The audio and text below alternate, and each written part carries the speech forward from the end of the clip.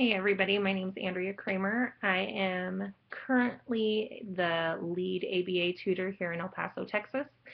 I am actually right in the middle of a move. The Packers have been here a couple days already. We are getting ready to head to Fort Sill, Oklahoma. So don't mind that I look like a hot mess and my house is crazy. Um, the reason why I want to be a BCBA is I've had some amazing BCBAs in my life so far, and they have all kind of inspired me to finally get my master's, get my BCBA, and go forward with this job that I love. Um, Ethics is super important to me. Unfortunately, I've kind of had issues with both people not being the best with ethics. Um, I think they're guidelines for all of us that I think should be followed. Unfortunately, a lot of people maybe get too close to certain people or certain families, and those lines sometimes tend to get crossed. I myself really try hard um, to make sure that I always have this little voice in the back of my head that reminds me that, this isn't appropriate, or as a professional, this probably shouldn't be happening, that type of thing. Um, I've been working with kiddos on the spectrum for almost 16 years.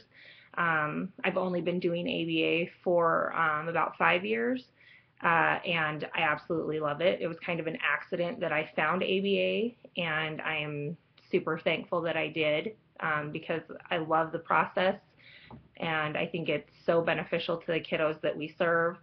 Um, and let's see, ethical dilemma.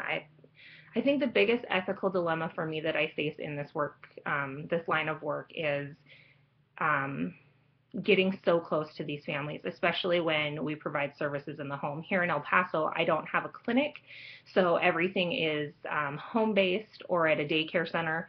Usually there's not that much of an issue when it's at the daycare center, but as far as like being in home, we provide services, in the home 3, 4, 5 days a week.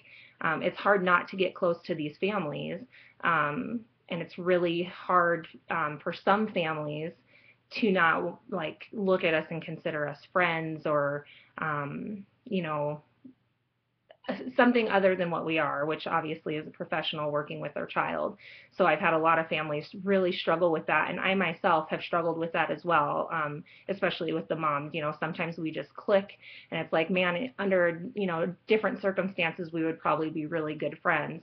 But I always keep myself in check, and I the whole not friending on Facebook, that type of thing. I mean, it's never in my experience, I don't ever let it get to that point. Like I don't ever friend people on Facebook. I don't ever watch kids, for families or whatever.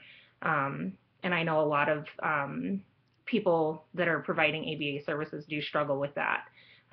So that's my little ethical dilemma.